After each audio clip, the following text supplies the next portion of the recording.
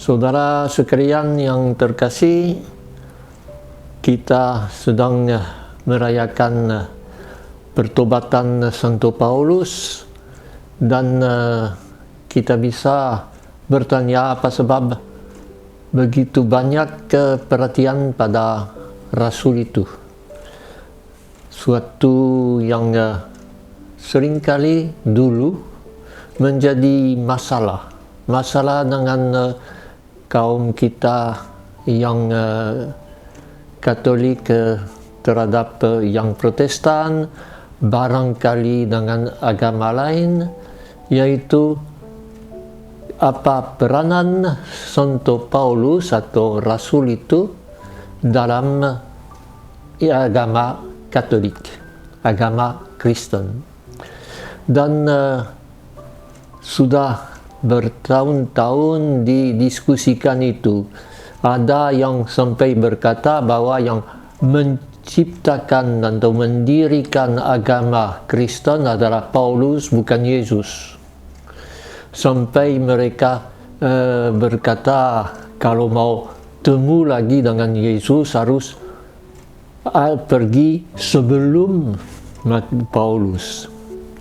Ini suatu pandangan yang memang tidak benar, karena Paulus adalah seorang yang sebelum disebut Paulus, waktu dia masih disebut Saul, seorang Farisi yang sangat rajin, yang mau berjuang demi Allah dan Taurat atau hukum Yahudi, yang bersemangat, yang bernyala-nyala sampai dia dengan surat resmi pergi untuk menangkap orang-orang yang ikut Yesus. Berarti Saulus waktu itu sudah tahu bagaimana pandangan atau pendapat dari kaum Farisi terhadap Yesus. Dia tentu bukan saksi mata. Saya kira dia tidak pernah bertemu langsung dengan Yesus. Tetapi dia sudah ambil bagian dalam perselisihan, pertentangan antara orang Farisi itu dan dengan Yesus, dan dengan dia tahu apa motifnya, apa alasannya. Berarti sesudah Paulus bertemu dengan Yesus di jalan Damsyik, menuju ke Damsyik menurut saksiannya sendiri, dia bukan orang yang baru tahu siapa Yesus, tetapi yang akan mempunyai pandangan baru tentang Yesus. Oleh sebab itu, yang ditulis oleh Paulus dalam surat-suratnya bukan sesuatu yang dia ciptakan, tetapi sesuatu yang direnungkan atas dasar yang dulu dia sudah tahu dan salah artikan, dan yang sekarang dia pahami dengan maksud baru karena sudah dijiwai oleh Roh Kudus.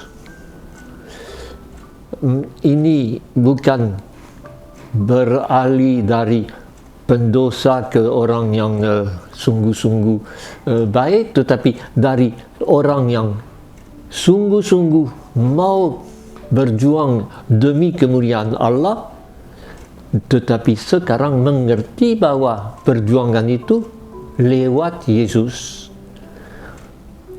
Tentu dia adalah orang pertama yang menulis sesuatu yang masih kita simpan.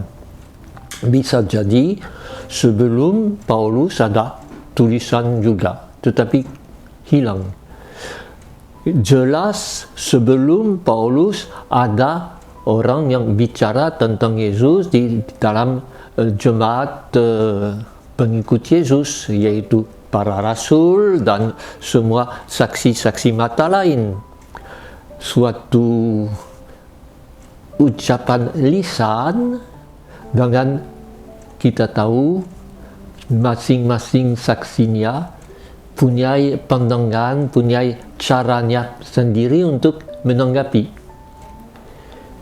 Paulus dengan surat pertama kepada umat di Tesalonika adalah orang yang pertama menulisnya, dan sesudah itu suratnya kepada Roma, kepada Galatia, kepada Korintus sangat menciptakan suatu pandangan yang dalam tentang Yesus, tetapi yang tidak melawan, yang kemudian hari akan ditulis oleh Markus, Matius, Lukas, dan akhirnya Yohanes.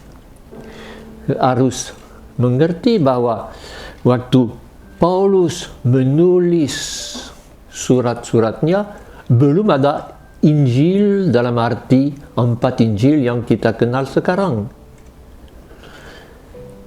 Oleh sebab itu, kalau kita mau membandingkan antara Paulus dan Markus misalnya, Paulus dan Lukas dan Matius, kita lihat bahwa tidak ada persaingan, tidak ada perlawanan, tetapi yang dulu hanya dibuat sebagai renungan katakan moral dan teologi, dijadikan pertama oleh Markus sebagai sesuatu yang dalam bentuk kisah. Tentunya jangan cari dalam surat-surat Paulus catatan tentang hidup Yesus. Jangan juga anggap bahwa Injil-Injil adalah riwayat hidup Yesus dalam arti modern sekarang, tetapi toh lebih berbentuk riwayat, lebih berbentuk kisah tentang kegiatan, katanya, mujizatnya. Misalnya dalam Paulus, surat Paulus tidak pernah sebut tentang mujizat Yesus. Yang selalu ditekankan ialah inti dari iman kita, Dia yang sudah bangkit. Dan Paulus mengucapkan iman yang dari semula, dia sudah mati di salib menurut kitab suci, dikuburkan, dibangkitkan menurut kitab suci, berarti dia berdasarkan perjanjian lama yang dulu justru dia mau berjuang untuk dikembangkan, dan dulu dia kira bahwa Yesus melawannya.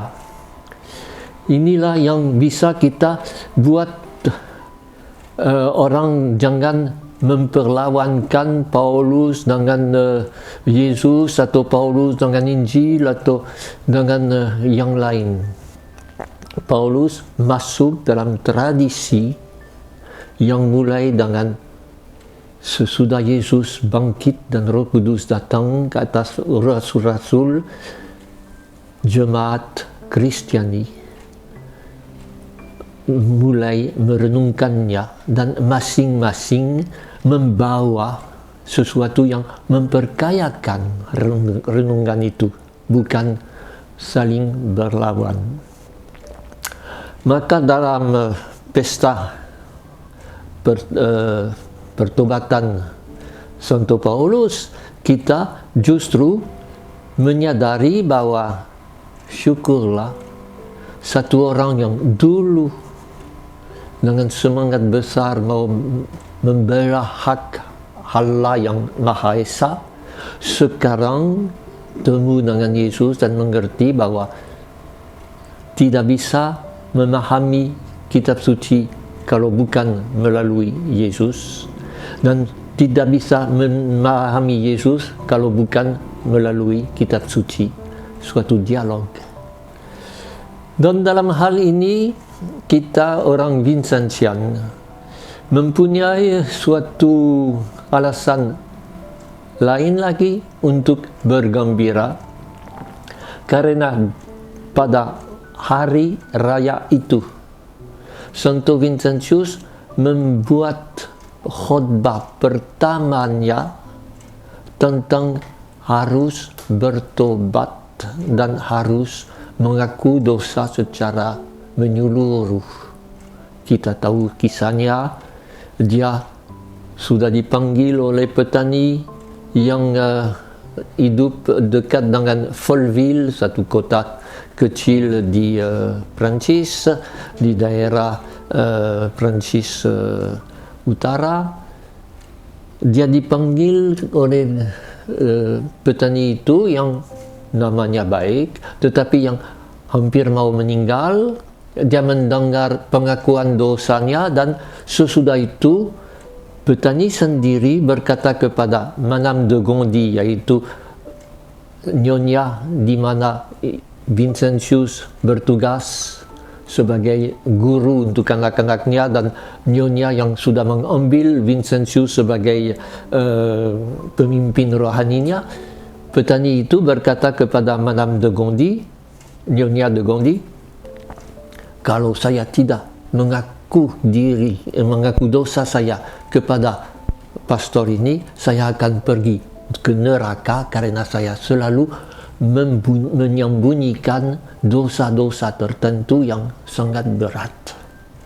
Maka Madame de Gondi, nyonya de Gondi, berkata kepada Vincentius, kalau orang itu yang dianggap baik dalam keadaan begitu, apalagi petani-petani lain, maka cobalah besok, kalau karena ada pesta pertobatan Paulus, berkhotbahlah di gereja.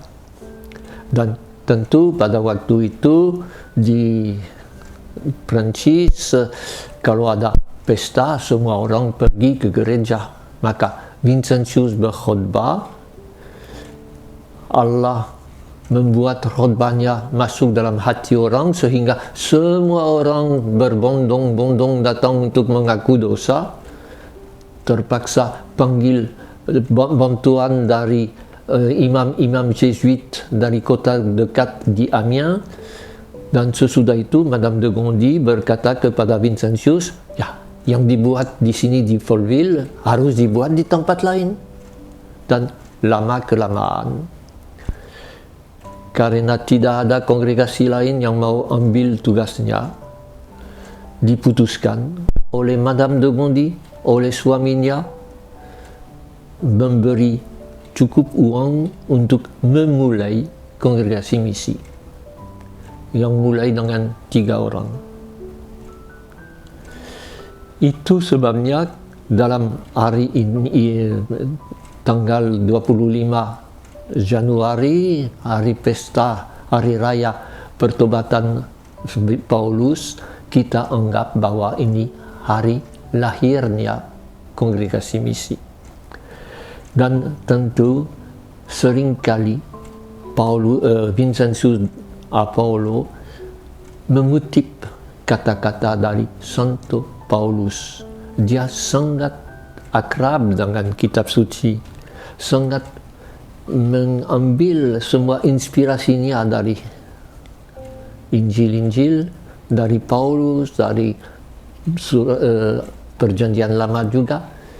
Dia selalu berkata setiap hari, bacalah kitab suci, bukan untuk mempunyai hal-hal yang nanti akan dikhotbahkan kepada orang lain, tetapi untuk mengubah cara hidupmu sendiri, untuk maju dalam kerohanian dan kesucian.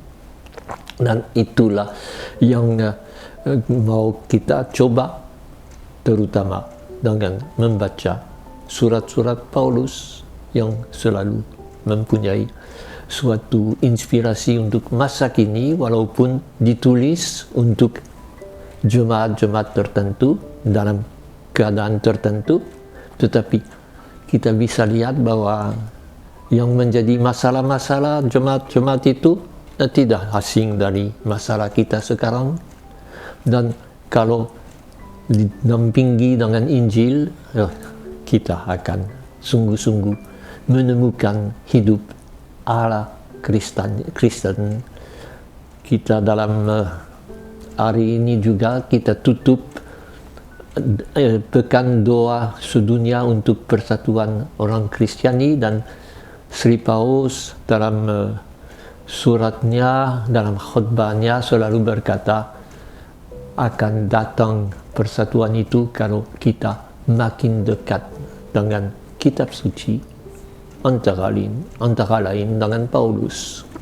Semoga dengan demikian kita lebih memahami peranan Paulus dan tidak salah pikir dengan memperlawankan dia dengan si A atau si B, dengan Yesus atau dengan Lukas atau semacam itu.